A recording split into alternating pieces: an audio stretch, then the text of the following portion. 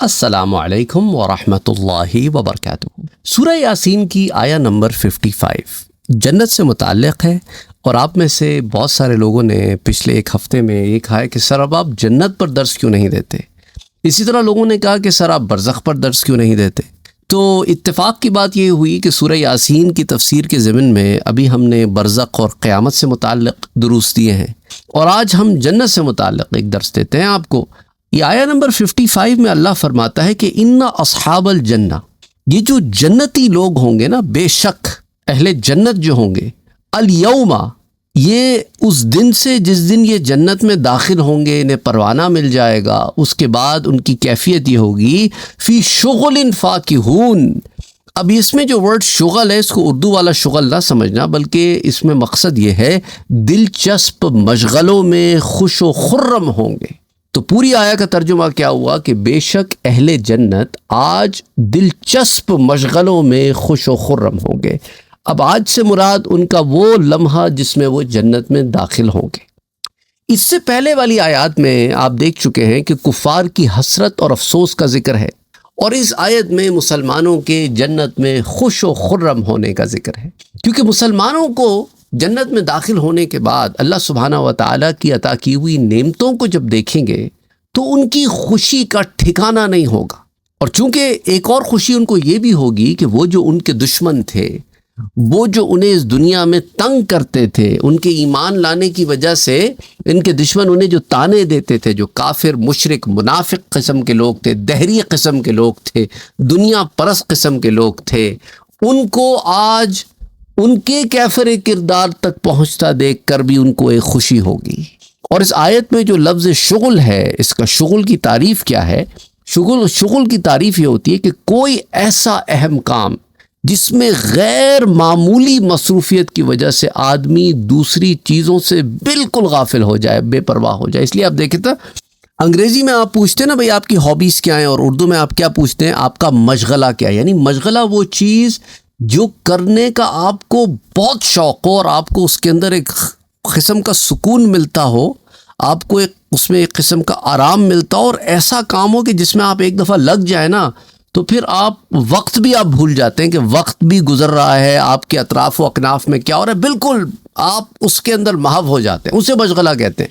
تو جنتی جنت میں ایسے محو ہوں گے، ایسے محو ہوں گے کہ کوئی رنج، غم، الم، کوئی قسم کی فکر، پریشانی، ہر شے سے ماورا جنت میں جنتیوں کے ساتھ۔ اور اچھا، ان کو اگر کسی کی یاد بھی آتی ہے جو جنت میں ہے تو اس سے مل لیے، یا وہ آ گیا، بالکل ایسا وقت کے ان امیجنیبل، یعنی انسان جس چیز کی یہاں خواہش کرتا ہے نا کہ بس ایک ایسا لمحہ ہو، ایک ایسا وقت ہو، کوئی فکر نہ ہو، اور بس میں ایک بالکل ایسے سٹیٹ پہ، مینٹل سٹیٹ پہ پہنچ جاؤں کہ جس کے اندر صرف سکون ہی سکون ہو، تو اس قسم کے سٹیٹ میں وہ جنتی آ جائے گا۔ تو اب یاد رکھیں کہ دنیا میں بھی ایسے کام ہیں نا جن میں انسان ایسا مصروف ہو جاتا ہے کہ وقت کا پتہ ہی نہیں چلتا کدھر گیا، تو اس کے بعد کہتے ارے اتنا وقت گزر گیا، ارے یار دوستوں میں بیٹھے، ارے اتنا وقت گزر گیا، میاں بیوی بیٹھے باتیں کر رہے ہیں، وقت کا اندازہ ہی نہیں لگا رہا۔ تو بہرحال حضور اکرم صلی اللہ علیہ وآلہ وسلم کی ذات مبارکہ سے جن کو محبت ہوتی ہے تو وہ سیرت مبارکہ کا مطالعہ کرتے ہیں، گم ہو جاتے ہیں، اس میں پتہ ہی نہیں چلتا، وقت کا اندازہ ہی نہیں ہوتا۔ قرآن کی تفسیر کا جس کو شغف ہے، قرآن کریم کے مطالعے میں ایسا جٹا ہے، ایسا لگا ہے، پتہ ہی نہیں چلا وقت کدھر گیا۔ نماز پڑھ رہا ہے، لوگ کہتے ہیں یار کتنی لمبی نماز پڑھ رہا ہے، اس کو نہیں، اس کو تو بس مزہ آ رہا ہے، وہ بس کھڑا ہے، وہ غرق ہے، مستغرق ہے، منہمک ہے عبادت میں، دعا مانگ رہا ہے، اسے وقت کا خیال ہی نہیں، وہ دعا مانگ رہا ہے اللہ سے، وہ ہے اس کا رب ہے بس۔ تو یہ معاملات ایسے ہوتے ہیں جنہیں آپ لفظ شغل جو یہاں آیا ہے اس سے آپ کچھ حد تک ہم آہنگی یا کچھ کمپیریزن کر سکتے ہیں۔ حدیث مبارکہ میں آتا ہے، اور الاسرار المرفوعہ میں یہ حدیث موجود ہے، حدیث نمبر 764۔ اسی طرح یہ حدیث جو ہے وہ کشف الخفا میں بھی آتی ہے، حدیث 2159، کہ میرا اللہ کے ساتھ ایک ایسا خاص وقت گزرتا ہے۔ حدیث میں آتا ہے کہ لِمَعَ اللَّهِ وَقْتًا، ایک ایسا وقت گزرتا ہے خاص جس میں کسی مقرب فرشتے کی گنجائش نہیں ہوتی، نہ کسی نبی مرسل کی۔ تو پیارے نبی صلی اللہ علیہ وسلم کی عبادت کا اللہ کی ذات و صفات کے مشاہدے اور مطالعے میں مستغرق اور منہمک ہونا، عبادت اور یاد میں مشغول ہونے کی ایک کیفیت بیان کی گئی ہے یہاں پہ، کہ ایسا وقت بھی آتا ہے کہ بغیر کسی مقرب فرشتے اور کسی نبی مرسل کے ایک ڈائریکٹ کمیونیکیشن اسٹیبلش ہو جاتا ہے۔ اور اس آیہ مبارکہ میں لفظ فاکہون بھی آیا ہے۔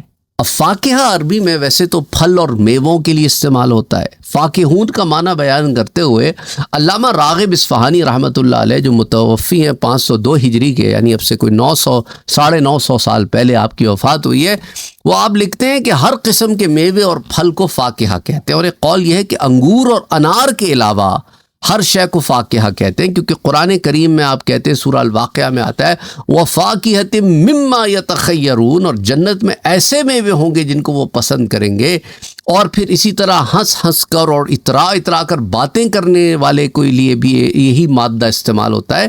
قرآن کریم میں سورہ الواقعہ ہی میں آتا ہے کہ اگر ہم چاہیں تو اس کھیت کو ریزہ ریزہ کر ڈالیں، پھر تم باتیں بناتے ہی رہ جاؤ۔ تفکہون کا جو لفظ آتا ہے، پھر عیش و آرام اور نعمتوں سے فائدہ اٹھانے والا، وہ بھی اسے بھی فاکہہ کہا جاتا ہے۔ قرآن میں آتا ہے سورہ طور میں فاکہین بما آتاہم ربہم، اور ان کے رب نے جو انہیں نعمتیں اور عیش و آرام دیا تو اس پر وہ خوش ہوں گے۔ تو اسی طرح اس تفسیر میں بھی فاکہون کے اسی معنی کا ذکر کیا گیا ہے، اور المفردات میں امام راغب اصفہانی رحمہ اللہ اسی طرف جاتے ہیں، تو المفردات کی جلد 2 صفحہ 497 پر۔ اچھا، علامہ ابو الحسن علی بن محمد الماوردی، جنہیں آپ علامہ ماوردی کے نام سے جانتے ہیں، جو متوفی ہیں 450 ہجری کے، اب سے کوئی 1000 سال پہلے، آپ لکھتے ہیں کہ لفظ شغل کے ایک سے زائد معنی ہے۔ اس ضمن میں آپ کہتے ہیں 4 قول آپ کے ہاں ہیں۔ آپ کہتے ہیں ایک قول حضرت حسن بصری، حضرت سعید ابن جبیر، اسی طرح حضرت عبداللہ ابن مسعود اور حضرت قتادہ، انہوں نے کہا کہ اس سے مراد پاکیزہ حوروں سے لذت مباشرت حاصل کرنا۔ اور حضرت عبداللہ ابن عباس اور مصافع بن ابن شریح کہتے ہیں کہ اس سے مراد وہ خوبصورت آوازیں ہیں جو جنت میں آئیں گی، جن کو آپ سمجھ لیں آلات موسیقی جو جنت کے ہیں، یہ دنیا والے سازینے نہیں، وہ ایک ایسی کیفیت کہ جس کے اندر انسان محو ہو جائے۔ حضرت مجاہد رحمۃ اللہ علیہ کہتے ہیں کہ اس سے مراد ہے وہ نعمتوں میں ایسا گم کہ اسے خبر ہی کوئی نہیں۔ اور حضرت اسماعیل بن ابی خالد اور ابان بن تغلب کہتے ہیں وہ کفار کو دوزخ میں ڈالنے سے خوش ہو رہے ہوں گے اور ایسے محو ہوں گے اس میں کہ دیکھو ان اللہ کے دشمنوں کو آج کیسی سزا مل رہی ہے۔ اور علامہ ماوردی کہتے ہیں کہ فاکہون کی جو تفسیر ہے، اس کے ضمن میں بھی 4 اقوال آتے ہیں۔ پہلے تو شغل کے 4 اقوال تھے، فاکہون سے آپ کہتے ہیں۔ حضرت عبداللہ ابن عباس نے فرمایا کہ اس سے مراد وہ خوش ہوں گے، اور قتادہ کہتے ہیں اس سے مراد وہ نعمتوں میں ہوں گے، اور حضرت مجاہد کہتے ہیں کہ وہ متعجب ہوں گے، کیفیت تعجب میں ہوں گے کہ واہ، ان ایکسپیکٹڈ سچویشن میں آپ آ جائیں اور آپ حیرت کدے میں داخل ہو جائیں ایسی سچویشن میں۔ اور ایک قول یہ ہے کہ وہ کھانے پینے کی لذتوں میں ایسے محو ہوں گے کہ بس۔ اور ان کو الکنتی والعیون کی جلد نمبر 5 صفحہ نمبر 24 اور 25 پہ روایت کیا گیا ہے۔ تو اہل جنت کی نعمتوں کے متعلق جو احادیث آتی ہیں، اب ہم ان کا بھی مطالعہ کر لیتے ہیں۔ آف کورس اس میں بڑی تفصیل موجود ہے، لیکن جو کچھ ہم یہاں مختصراً جمع کر سکے وہ جمع کرنے کی کوشش کریں گے۔ امید کرتا ہوں کہ آپ لوگ ان دروس سے فائدہ بھی حاصل کر رہے ہوں گے، اور آپ کے لیے علم میں اضافے کا بھی سبب ہو رہا ہوگا۔ آپ نے کامنٹ سیکشن میں اپنی رائے ضرور بتانی ہے۔ ضمن میں آپ کو حدیث مبارکہ اب بتاتا ہوں، اس ضمن میں جو آتی ہیں کہ جنت کی نعمتوں سے اہل جنت کے جو انجوائے کریں گے ان نعمتوں کے بارے میں ہم پہلے بات کرتے ہیں۔ تو اہل جنت کی نعمتوں سے متعلق پہلی روایت حضرت زید بن ارقم رضی اللہ تعالیٰ عنہ بیان کرتے ہیں کہ حضور اکرم صلی اللہ علیہ وآلہ وسلم نے ارشاد فرمایا کہ اہل جنت میں سے ایک مرد کو کھانے پینے، جماع اور شہوت میں 100 مردوں کی قوت دی جائے گی۔ تو ایک یہودی نے کہا جو شخص کھائے گا اور پیے گا اس کو تو پھر ڈیفینیٹلی رفع حاجت کی ضرورت بھی ہوگی کہ وہ ان تمام چیزوں کو پاس آؤٹ کرے۔ تو حضور اکرم صلی اللہ علیہ وآلہ وسلم نے ارشاد فرمایا کہ اس کی کھال سے پسینہ بہے گا جس سے اس کا پیٹ سکڑ جائے گا، یعنی کہ جنت میں جو ڈائجسٹو سسٹم ہے وہ بھی اس دنیا سے مختلف ہے۔ دنیا والا ڈائجسٹو سسٹم نہیں ہے. اگین اب ہم کہیں گے کہ ایسا کیسے ہو سکتا ہے، کیونکہ again you have to remember کہ آپ ایک قسم کے ڈائجسٹو سسٹم سے واقف ہیں جو اس دنیا میں ہمیں دیا گیا، اور صرف ہمیں ہی نہیں، دنیا میں موجود ہر شے کا یہی ڈائجسٹو سسٹم ہے، کیونکہ دنیا میں جو بھی ہے وہ ایک نظام کے تحت چل رہا ہے. لیکن جنت کا نظام مختلف ہے، تو ہر شے اس کے اکارڈنگلی ہے. وہاں ڈائجسٹو سسٹم تھرو سویٹنگ ہے، یہاں ڈائجسٹو سسٹم الگ طریقے کا ہے. وہاں کی غذا بھی مختلف ہے تو ڈائجسٹو سسٹم بھی مختلف ہے، یہاں کی غذا مختلف ہے تو ڈائجسٹو سسٹم بھی مختلف ہے. تو اس لیے ہم اس دنیا کا جو نظام ہے اس کو ہم کوئی یارڈ سٹک بنا کے ہر شے کو اس کے مطابق نہیں ڈھال سکتے.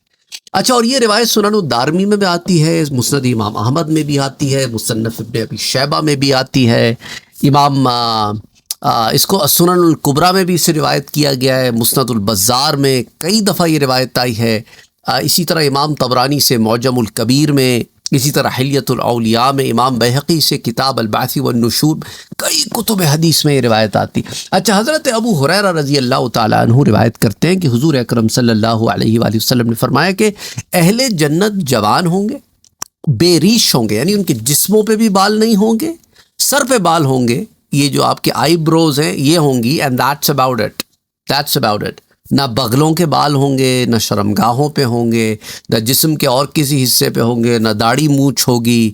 اور ان کی آنکھیں جو ہوں گی نا جنتیوں کی، وہ ایسے ہوگی جیسے سرما لگا ہوا ہے، جس کو آپ کہتے ہیں سرمگی آنکھیں، ایسی ہوں گی. اور ان کے کپڑے کبھی پرانے، کبھی گندے، کبھی میلے نہیں ہوں گے، اور ان کی جوانی کبھی فنا نہیں ہوگی. اور یہ روایت بھی سنن الدارمی میں، سنن الترمذی میں، مسند امام احمد میں، مصنف ابن ابی شیبہ میں، البعث والنشور میں، الکامل میں جو ابن عدی کی کتاب ہے، اسی طرح المعجم الکبیر، کئی کتب حدیث میں روایت آتی ہے.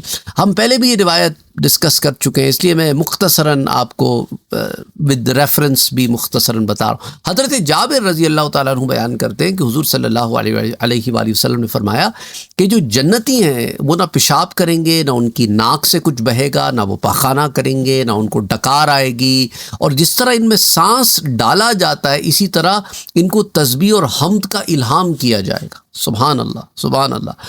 اور یہ روایت تو صحیح مسلم میں آتی ہے، مسند امام احمد میں، سنن الدارمی میں، مسند ابو یعلا میں، صحیح ابن حبان میں، شرح السنہ میں، البعث والنشور میں. اسی طرح حضرت ابو ہریرہ رضی اللہ تعالیٰ عنہ بیان کرتے ہیں کہ حضور صلی اللہ علیہ وآلہ وسلم نے فرمایا کہ اللہ تعالیٰ ارشاد فرماتا ہے، حدیث قدسی ہے، کہ میں نے اپنے نیک بندوں کے لیے وہ نعمتیں تیار کی ہیں جن کو کسی آنکھ نے نہیں دیکھا، کسی کان نے نہیں سنا، کسی بشر کے دل میں ان کا خیال تک نہ آیا. اور اگر تم چاہو تو قرآن کی آیہ مبارکہ پڑھ لو کہ فَلَا تَعْلَمُ نَفْسٌ مَّا أُخْفِيَ لَهُم مِّن قُرَّةِ أَعْيُنٍ جزاء بما كانوا يعملون. سو کوئی شخص نہیں جانتا کہ ہم نے ان کی آنکھوں کی ٹھنڈک کے لیے کیا نعمتیں چھپا رکھی ہیں جو ان کے نیک اعمال کی جزائے. اور یہ بخاری اور مسلم کی متفق علیہ روایت ہے، اور سنن الدارمی میں بھی آتی ہے. اسی طرح مسند البزار میں ایک روایت آتی ہے جو المعجم الصغیر اور کنز العمال میں بھی آتی ہے. حضرت ابو سعید الخدری رضی اللہ تعالیٰ عنہ روایت کرتے ہیں کہ حضور اکرم صلی اللہ علیہ وآلہ وسلم نے فرمایا کہ بے شک ایک جنتی شخص 70 کنواری حوروں سے ایک دن میں لذت مباشرت حاصل کرے گا، اور اللہ سبحانہ و تعالی ہر مباشرت کے بعد ان حوروں کو دوبارہ کنواری کر دے گا کہ جیسا کبھی ان سے مباشرت ہوئی نہیں. سبحان اللہ. حضرت عبداللہ ابن عباس روایت کرتے ہیں کہ میں نے عرض کیا یا رسول اللہ صلی اللہ علیہ وسلم، جس طرح ہم اپنی ازواج کے ساتھ دنیا میں مباشرت کرتے ہیں، آیا ہم جنت میں بھی اپنی بیویوں کے ساتھ اسی طرح مباشرت کریں گے؟ حضور نے فرمایا اس ذات کی قسم جس کے قبضہ قدرت میں محمد مصطفیٰ کی جان ہے صلی اللہ علیہ وآلہ وسلم، کہ ایک شخص ایک دن میں 100 کنواری حوروں کے ساتھ جمع کرے گا. یعنی یہاں پہ حضور نے فرمایا کہ اپنی ازواج اور حوروں ان سب کے ساتھ مباشرت کا معاملہ ہوگا جنت میں بھی. لیکن جنت میں یہ معاملہ نہیں ہوگا جو یہاں ہے کہ جسم سے وہ نکل رہا ہے کہ جس کے بعد گندگی غلاظت ہو جاتی ہے اور پھر نہانا واجب ہو جاتا ہے. جنت کے اصول مختلف ہی ہیں، معاملے مختلف ہی ہیں. اچھا، مسند ابو یعلا کی روایت مجموع الزوائد میں بھی آتی ہے. حضرت ابو امامہ والی روایت بھی آپ سے شیئر کرتا چلوں. حضور صلی اللہ علیہ وسلم سے سوال کیا گیا کہ آیا اہل جنت مباشرت کریں گے؟ آپ نے فرمایا ہاں، لیکن وہ بغیر شہوت میں کمی یا ڈھیلے پن کے ہی عمل کریں گے. یعنی ایک روایت میں ہے اور بغیر انزال کے، یعنی انہیں انزال نہیں ہوگا، اس کے بعد ان کی شہوت میں کمی نہیں آئے گی، انہیں ڈھیلا پن نہیں ہوگا، لیکن لذت ایسی محسوس ہوگی کہ دنیا میں آپ اندازہ بھی نہیں کر سکتے. المعجم الکبیر میں یہ روایت کئی دفعہ آئی. اور جہاں تک جنت میں حوروں اور نیک خواتین کی صفات کا تعلق ہے تو وہ روایات بھی میں آپ سے بیان کرتا چلوں۔ حضرت سعید بن عامر بن حدیم رضی اللہ تعالیٰ عنہ بیان کرتے ہیں کہ پیارے نبی صلی اللہ علیہ وآلہ وسلم نے فرمایا کہ اگر جنت کی حوروں میں سے کوئی حور زمین والوں کی طرف جھانک کر دیکھے تو تمام روئے زمین مشک کی خوشبو سے بھر جائے اور سورج اور چاند کی روشنی ماند پڑ جائے۔ اور یہ صرف حوروں کا حال نہیں، ہر جنتی عورت کا یہ حسن ہوگا۔ تو آپ اندازہ کریں وہ حسن کیا ہوگا کہ اس کی آمد سے خوشبو پھیل جائے، اور ایسی خوشبو جو ساری زمین کو ڈھانپ لے، سبحان اللہ، اور ایسی روشنی اور ایسا نور کہ سورج ماند پڑ جائے۔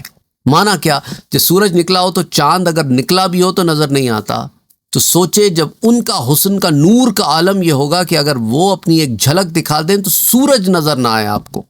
اور یہ معجم الکبیر کی روایت، مسند البزار میں، مجمع الزوائد میں، کئی کتب حدیث میں روایت آتی ہے۔ اسی طرح حضور اکرم صلی اللہ علیہ وآلہ وسلم کی زوجہ ام المومنین حضرت ام سلمہ رضی اللہ تعالی عنہا بیان کرتی ہیں، میں نے عرض کیا یا رسول اللہ صلی اللہ علیہ وآلہ وسلم، اللہ سبحانہ و تعالی قرآن میں ارشاد فرماتا ہے وحور عین، اور بڑی بڑی آنکھوں والے حوریں۔ تو آپ نے فرمایا ہاں وہ گورے رنگ کی بڑی آنکھوں والی فربا حوریں ہیں، دبلی پتلے جسم کی، جن کی پلکیں جو ہے وہ کرگس کے پروں کی طرح ہیں۔ کہ میں نے عرض کیا رسول اللہ صلی اللہ علیہ وسلم، کرگس سمجھتے ہیں آپ؟ گدھ کے پروں کی طرح ان کی جو ہے وہ پلکیں ہیں۔ تو کہنے لگی کہ یا رسول اللہ صلی اللہ علیہ وسلم، مجھے اللہ کے اس قول کے متعلق بتائیے کہ انہن الیاقوت والمرجان، وہ حوریں یاقوت اور مونگے کی طرح ہوں گی۔ تو آپ نے فرمایا جس طرح اس سیپ میں صاف اور چمکدار موتی ہے نا، جس کو کسی نے ہاتھ نہ لگایا، وہ اسی طرح صاف اور شفاف ہوں گی۔ تو میں نے عرض کیا رسول اللہ صلی اللہ علیہ وسلم، مجھے بتائیے کہ فیہن خیرات حسان، ان جنتوں میں نیک حسین حوریں ہیں۔ تو آپ نے فرمایا کہ دیکھو ان کے عمدہ اخلاق ہوں گے اور حسین چہرے ہوں گے۔ تو میں نے عرض کیا رسول اللہ اس کے بارے میں مجھے بتائیے کہ کأنہن بید مکنون، کہ یہ جو حوریں ہیں وہ ایسی ہیں جیسے چھپائے ہوئے انڈے۔ تو آپ نے فرمایا وہ اس طرح نرم اور رقیق ہوں گی کہ جس طرح انڈے کی اندرونی جھلی رقیق اور باریک ہوتی ہے۔ تو میں نے عرض کیا رسول اللہ مجھے عرباً اترابا کے بارے میں بتائیے کہ وہ حوریں محبت کرنے والی ہم عمر ہیں۔ تو آپ نے فرمایا اس سے مراد وہ عورتیں ہیں جن کو اللہ اس حال میں دنیا سے اٹھائے گا کہ وہ بوڑھی ہو چکی ہوں گی، ان کی آنکھیں جو ہے وہ بالکل اندر دھس گئی، بال ان کے عجیب ہو گئے، پھر اللہ ان کو کنواری بنا کے عروباً کر دے گا، محبت کرنے والی، اور اترابا یعنی کہ ہم عمر ہوں گی۔ تو میں نے عرض کیا رسول اللہ دنیا کی عورتیں افضل ہیں یا بڑی بڑی آنکھوں والی حوریں؟ حضور نے فرمایا دنیا کی عورتیں افضل ہیں بڑی بڑی آنکھوں والی حوروں سے، جس طرح جسم کا ظاہر جسم کے باطن سے افضل ہوتا ہے۔ میں نے عرض کیا رسول اللہ اس کی کیا وجہ؟ آپ نے فرمایا اس کی وجہ یہ ہے کہ دیکھو جو جنتی عورت ہے جس سے دنیا میں سے جنت میں گئی ہے، اس نے تو بھائی عمل کیا ہے نا، نمازیں پڑھی ہیں، روزے رکھے ہیں، تو اللہ ان کے چہروں پر ایسا نور پہنا دے گا اور ان کے جسموں پہ ایسے ریشم ہوں گے اور ان کا رنگ ایسا گورا ہوگا اور ان کے کپڑے سبز رنگ کے ہوں گے اور ان کے زیورات سونے کے ہوں گے اور ان کی خوشبو کی انگیٹھیاں موتیوں کی ہوں گی، ان کی کنگیاں سونے کی ہوں گی۔ وہ کہیں گی کہ سنو ہم ہمیشہ رہنے والیاں ہیں اور ہم کبھی نہ مریں گی، سنو ہم ہمیشہ نعمتوں سے مالا مال رہیں گی اور ہم کبھی خوف زدہ نہ ہوں گی اور ہم کبھی غم زدہ نہ ہوں گی، اور سنو ہم ہمیشہ یہاں پر قیام کریں گی اور کبھی یہاں سے سفر نہ کریں گی، سنو ہم ہمیشہ راضی رہیں گی اور کبھی ناراض نہ ہوں گی۔ اس کو خوشی اور مبارک ہو جس کے حصے میں ہم آئیں گی اور وہ ہمارے لیے ہوگا۔ یہ مجمع الاوسط میں روایت آتی ہے، مجمع الزوائد میں بھی آتی ہے۔ تو یہاں آپ اندازہ کریں کہ حسن و جمال یہاں دنیا والی عورت کا، جو جنتی عورت ٹھہرے گی، وہ حور سے بھی زیادہ ہو، اس کی نعمتیں بھی حور سے زیادہ ہوں گی، اس کا مقام بھی حور سے زیادہ ہوگا، وہ ہر لحاظ سے حور سے افضل ہوگی۔ تو حور کے حسن کا یہ عالم ہے، تو جنتی عورت کے حسن کا کیا عالم ہوگا؟ اور جنت میں اللہ کے دیدار اور اس کی رضا کے متعلق بھی جو روایات آتی ہیں ان میں سے بھی میں چند ایک آپ سے ذکر کرتا چلوں۔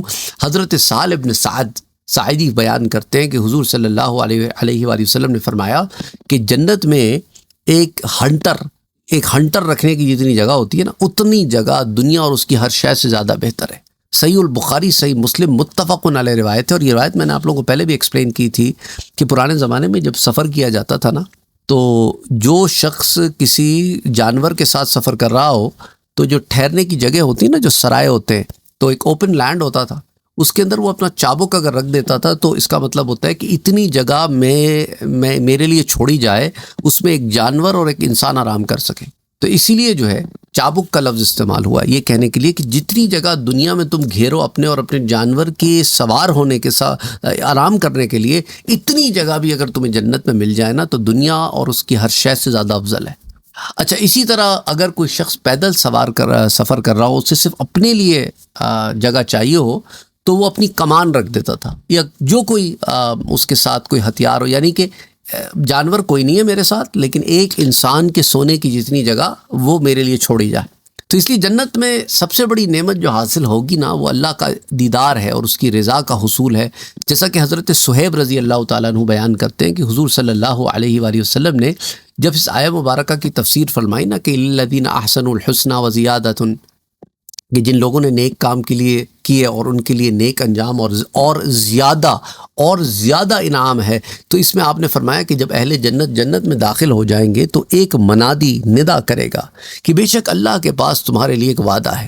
وہ کہیں گے کہ ہمارا چہرہ تو اللہ نے دیکھو کیسے نورانی کر دیا، جہنم سے بچا لیا، جنت میں داخل کر دیا، اور ہمیں کیا چاہیے. پھر ان کے لیے اور ان کے رب کے درمیان حجاب کھول دیا جائے گا. اور آپ نے فرمایا پس اللہ کی قسم اللہ نے اپنے دیدار سے زیادہ محبوب ان کو کوئی چیز عطا نہیں فرمائی. یعنی سب سے بڑی جنت کی نعمت رب کا دیدار ہوگا.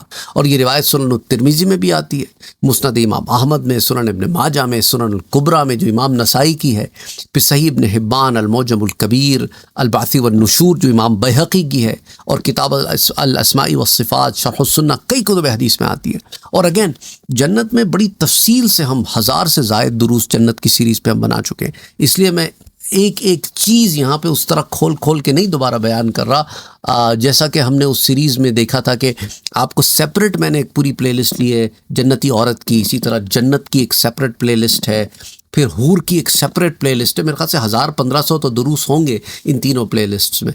حضرت عبداللہ ابن عمر والی روایت بھی بیان کرتا چلوں کہ حضور صلی اللہ علیہ وآلہ وسلم نے فرمایا کہ اہل جنت میں سے ادنا درجہ، جنتی تو کوئی ادنا نہیں ہے، درجے ادنا ہے، جنتی تو سارے اعلیٰ درجے کے ہیں، تو جنت میں سے ادنا درجہ اس شخص کا ہے جو 1000 سال کے مسافت سے اپنے باغات کی طرف دیکھ رہا ہوگا، اور اپنی بیویوں کی طرف، اور اپنی نعمت کی طرف، نعمتوں کی طرف، اپنی خادموں کی طرف، اپنی آرام گاہ کی طرف. اور اہل جنت میں سے جو اللہ کے نزدیک مکرم ہوگا وہ ہر صبح اور شام کو اللہ کی طرف دیکھے گا، اللہ اس کو اپنے دیدار سے نوازے گا ہر صبح شام، جو مکرم لوگ ہوں گے. پھر حضور صلی اللہ علیہ وآلہ وسلم نے قرآن کریم کی آیہ مبارکہ جو سورہ القیامہ والی ہے وہ پڑھی، وجوہ یومئذ ناظرہ وإلی ربہا ناظرہ. اس دن بہت سے چہرے تر و تازہ ہوں گے، وجوہ یومئذ ناظرہ، بہت سے چہرے تر و تازہ ہوں گے، الی ربہا ناظرہ، وہ اپنے رب کی طرف دیکھ رہے ہوں گے. یہ سنن الترمذی میں بھی آتی ہے روایت، مسند امام احمد میں بھی، مسند ابو یعلیٰ میں بھی، المستدرک میں جو امام حاکم کی ہے، اسی طرح حلیۃ الاولیاء، البعث والنشور، شرح السنہ، کئی کتب حدیث میں روایت آتی ہے.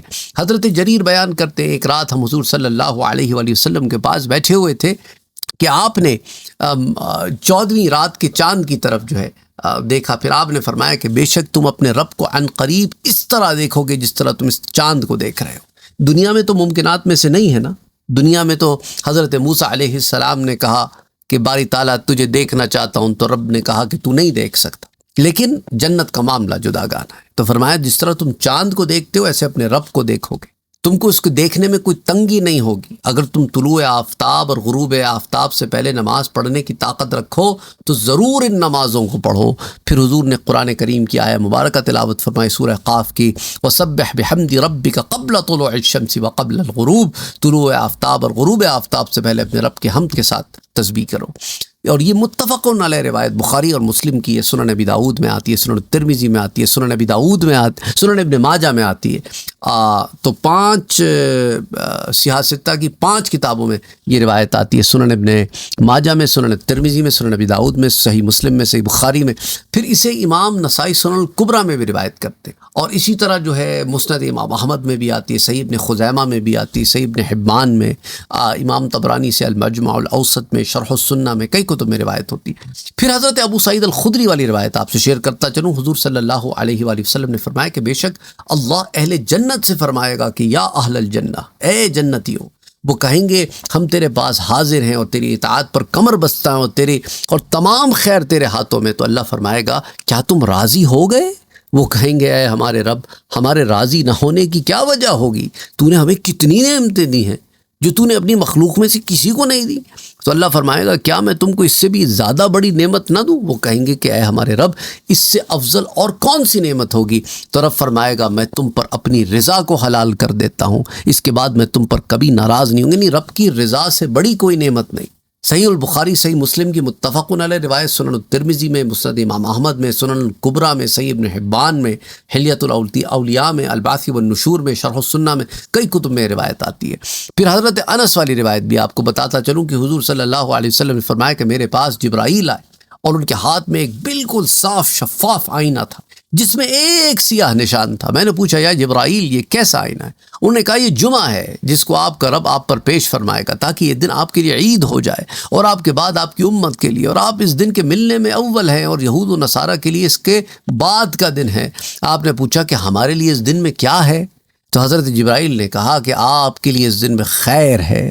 اس دن میں ایک ایسی گھڑی ہے کہ اس گھڑی میں جو شخص بھی اپنے رب سے کسی خیر کی دعا کرے جو اس کا مقصوم ہو تو اس کا رب اس کو عطا فرما دے گا، اور اگر وہ اس چیز کے مقصوم میں نہ ہو تو اللہ اس سے زیادہ عظیم چیز اس کے لیے مقدر فرما دے گا، اور اگر اس نے کسی چیز سے پناہ طلب کی اور اس کے مقدر میں ہو تو اللہ اس کو اس چیز سے پناہ دے گا، اور اگر اس سے پناہ اس کے مقدر میں نہ ہو تو اس سے زیادہ خراب چیز سے اس کو پناہ دے دے گا۔ تو میں نے ان سے پوچھا کہ اس آئینے میں یہ سیاہ نشان کیسا ہے؟ انہوں نے کہا یہ قیامت ہے جو جمعے کے دن قائم ہو، اور ہمارے نزدیک جمعہ تمام دنوں کا سردار ہے، اور ہم آخرت میں اس کو یوم المزید کہتے ہیں۔ اس سے مراد ہے زیادہ انعام کا دن، اور زیادہ انعام اللہ کا دیدار ہے۔ تو میں نے پوچھا آپ اس کو یوم المزید کیوں کہتے ہیں؟ تو انہوں نے کہا کیونکہ آپ کے رب نے جنت میں ایک سفید وادی بنائی ہے جو مشک سے زیادہ خوشبودار ہے۔ پر جب جمعے کا دن ہوگا تو رب تعالی علیین سے نازل ہوگا حتیٰ کہ نور کے ممبر اس کرسی کا احاطہ کر لیں گے، اور انبیاء آ کر ان ممبروں پر بیٹھ جائیں گے، پھر سونے کی کرسیاں اور ممبروں کا احاطہ کر لیں گی، پھر صدیقین اور شہداء آ کر ان کرسیوں پر بیٹھ جائیں گے، پھر اہل جنت آ کر ٹیلوں پر بیٹھ جائیں گے، پھر ان کے سامنے ان کا رب جلوہ فرما ہوگا حتیٰ کہ وہ اس کی طرف دیکھیں گے اور وہ فرمائے گا میں وہ ہوں جس نے اپنے وعدے کو سچ کر دیا اور تم پر اپنی نعمت کو مکمل کر دیا، اور یہ میری کرامت کی جگہ ہے، سو تم مجھ سے سوال کرو۔ تو وہ اس سے اس کی رضا کا سوال کریں گے۔ پھر رب تعالیٰ فرمائے گا میں نے تم پر اپنی رضا کو حلال کر دیا اور میری کرامت تمہارے ہی لیے ہے، سو تم مجھ سے سوال کرو۔ پھر وہ اس سے سوال کرتے رہیں گے حتیٰ کہ ان کے سوال کرنے کی رغبت ختم ہو جائے گی۔ پھر ان کے لیے ایسی نعمتیں کھول دی جائیں گی جن کو کسی آنکھ نے نہ دیکھا ہوگا، نہ کان نے سنا ہوگا، نہ کسی کے دل میں اس کا خیال آیا ہوگا۔ یہ مجلس اتنی دیر رہے گی جتنی دیر میں لوگ نماز جمعہ سے فارغ ہوتے ہیں۔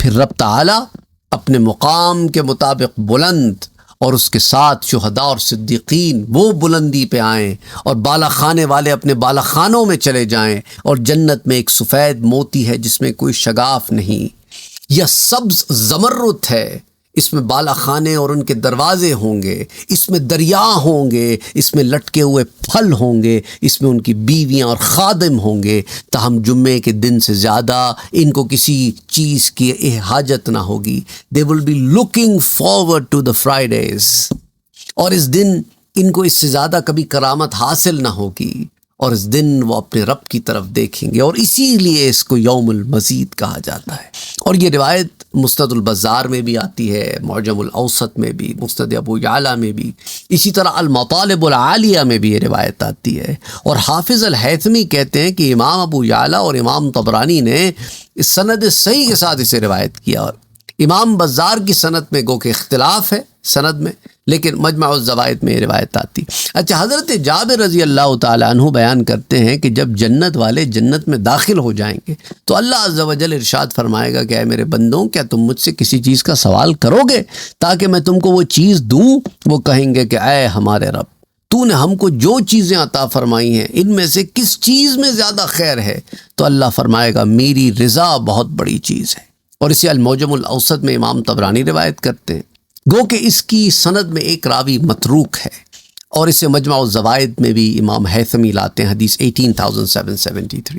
تو انشاءاللہ زندگی باقی تو بات باقی۔ تو آج ہم نے تھوڑا سا جلدی بعض روایات کو گو تھرو کیا ہے، اتنی تفصیل میں ہم نہیں گئے جتنی تفصیل میں ہم جنت کی سیریز میں جاتے ہیں، اگین کیونکہ ہم ان روایات کو آئی بلیو پہلے بڑی تفصیل سے ذکر کر چکے ہیں، اور چونکہ ہم تفسیر کے اوپر کانسنٹریٹ کر رہے ہیں، تو اگر ہم اس تفصیل میں ان باریکیوں میں پھر ایک دفعہ اترتے تو پھر شاید کئی گھنٹوں تک ہم پھر اسی ایک آیت کی تفسیر بیان کرتے رہتے۔